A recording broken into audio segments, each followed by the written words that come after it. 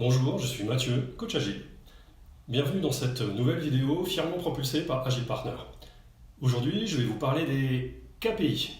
Oui, là je sais que vous êtes déjà à deux doigts d'abandonner cette vidéo, car il faut bien l'admettre, les KPI, c'est pas forcément le sujet qui apporte le plus de fun dans nos projets professionnels.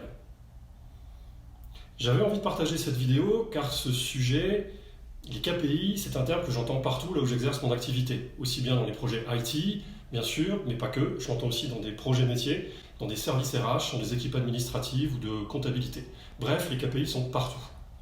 Et le plus souvent, j'observe qu'ils sont soit mal compris, soit mal utilisés, soit les deux.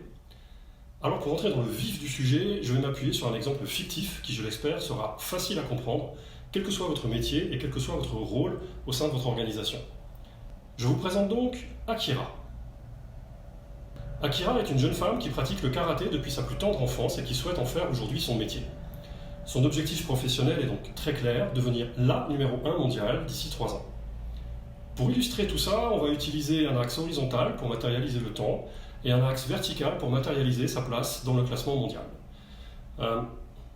Ok, c'est un peu mieux. Reprenons. Pour atteindre cet objectif, Akira se fixe une étape intermédiaire, entrer dans le top 10 d'ici 24 mois. Elle commence donc sa carrière professionnelle, elle enchaîne les compétitions locales et régionales, matérialisées par les points rouges. Petit à petit, elle améliore son classement. Au bout d'un moment, matérialisé par le point jaune, son niveau lui permet de prendre part aux compétitions nationales et internationales. Akira continue de progresser dans le classement, elle atteint son objectif intermédiaire et entre dans le top 10 mondial dans les délais qu'elle s'était imaginés. Et finalement, elle arrive à son objectif suprême et devient numéro 1 mondial.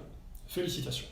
Au passage, vous noterez qu'à force de progresser dans son classement, Akira a aussi profité de certains effets de bord, comme par exemple le fait de gagner sa vie, bien gagner sa vie, le fait de devenir célèbre, et aussi le fait d'obtenir la reconnaissance et le respect de ses pairs. Passons maintenant en revue ce schéma pour en tirer quelques définitions. En premier, il y a la volonté d'Akira. On peut parler d'objectif, de vision, de but, d'ambition, de résultat attendu. Il doit être clair, précis, quantifiable et partagé avec tous ceux qui vont contribuer à transformer l'objectif en une réalité tangible. Celui d'Akira remplit ces conditions, être numéro 1 mondial dans 3 ans. L'objectif, le but, la vision sont à considérer comme une sorte de boussole. Ensuite, il y a le classement mondial. Aux yeux d'Akira, on peut parler d'indicateurs de résultats ou encore de points de mesure. Pour Akira, c'est certainement un indicateur qui lui permet de prendre des actions pour améliorer, pour corriger certaines choses entre deux points de mesure, autrement dit entre deux compétitions. Par exemple, améliorer sa préparation physique ou encore mieux surveiller son alimentation la veille des compétitions. Ensuite, il y a l'évolution du classement d'Akira sur une période donnée. On peut parler d'indicateurs de progrès ou encore d'indicateurs de performance. Et voilà, nous y sommes. La même performance que celle matérialisée dans le P de KPI. Cet indicateur permet de vérifier qu'on se rapproche du but à atteindre, qu'on est sur le bon chemin, qu'on est en train de réaliser sa vision. Est-ce qu'au cours des 3 derniers mois, je réalise mon but, oui ou non? Retenez bien, un indicateur, c'est une information isolée qui doit engager des actions pour améliorer ou corriger une situation. Une KPI, c'est une information qui n'a de valeur que si elle est comparée à un objectif clair, précis et partagé. J'ai 500 dossiers en attente de traitement, c'est un indicateur, et ça n'apporte pas d'indication de performance.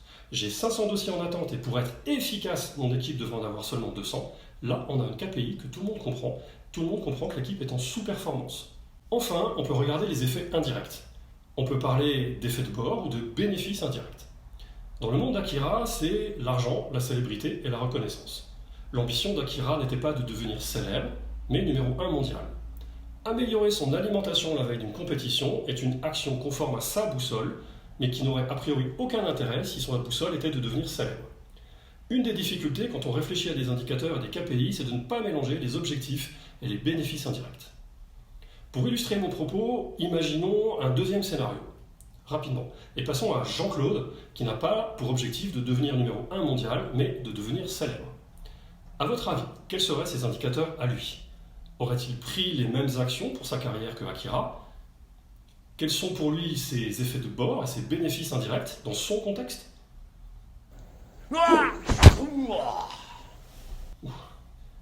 Souvenez-vous, lorsque vous aurez des choix à faire, votre objectif doit être comme une boussole ou comme une étoile polaire qui doit vous aider à prendre des décisions. Et votre boussole ne peut pas indiquer à la fois le nord et le sud. Si votre projet semble tirailler de tous côtés, c'est qu'il est probablement temps de vous remettre d'accord avec vos parties prenantes et d'expliciter vos objectifs et de refixer ensemble l'étoile polaire de votre projet. Avant de conclure, permettez-moi de vous proposer 3 conseils. Premièrement, réduisez autant que possible le nombre d'indicateurs. J'entends parfois, au plus on en a, au mieux on pourra piocher dans ceux qui nous intéressent. Non, plus vous allez en utiliser, plus cela va vous coûter de l'argent et du temps pour les construire, pour les nourrir et pour les interpréter. Plus vous en aurez et moins cela va vous aider à prendre des décisions rapidement et facilement. Plus on en ajoute, plus on va essayer de se rassurer en se disant qu'on va satisfaire tout le monde. Mais êtes-vous bien d'accord sur votre étoile polaire? Deuxièmement, identifier les bons indicateurs prend du temps. Il faut faire une projection dans le futur et se poser des questions comme, par exemple, qui va s'en servir? Sont-ils simples à comprendre? Quel genre d'action ils pourraient bien déclencher? En quoi ils vont m'aider à atteindre le résultat attendu? Quels pourraient être les effets de bord, les impacts ou les bénéfices indirects? Est-ce qu'ils sont réalistes dans mon contexte? Enfin, préférez autant que possible des indicateurs en valeur absolue plutôt qu'en valeur relative, car ils sont tout simplement plus faciles à comprendre. Et oui, pour la majorité de nos cerveaux d'Homo sapiens, les valeurs absolues rendent les choses beaucoup plus concrètes, beaucoup plus palpables, ce qui sera plus utile pour tous ceux qui vont travailler et s'engager avec vous pour atteindre les objectifs. Voilà pour les KPI et pour les indicateurs. Great job. Merci Jean-Claude, tu peux aussi remercier Guy qui m'a aidé à construire cette réflexion. Si vous aussi cette vidéo vous a plu, partagez-la et surtout abonnez-vous pour ne pas manquer nos prochaines publications. Nous, on est prêts à vous aider.